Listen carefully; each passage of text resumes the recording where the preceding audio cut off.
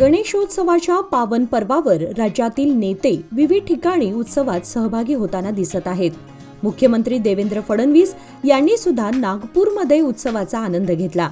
नागपूरच्या त्रिमूर्तीनगर येथील युवक गणेशोत्सव मंडळात ढोल वादनाचा आनंद घेतला. त्यांनी याबाबत समाज माध्यमांवर भूमिका मांडताना म्हटलं आहे की मराठी परंपरा आणि संस्कृतीचा आपणास अभिमान आहे आणि आपल्या संस्कृतीशी जोडल्या जाण्याचा आनंद काही वेगळाच असतो. तर त्यांनी दुसरा एक पोस्ट केलेल्या व्हिडिओमध्ये याबाबत म्हटलं आहे की भारताच्या भविष्यासोबत सेल्फी. या व्हिडिओमध्ये मुलांसोबत जमिनीवर बसून ते आनंद आपल्या मोबाईलमध्ये जपण्याचा प्रयत्न करत आहेत.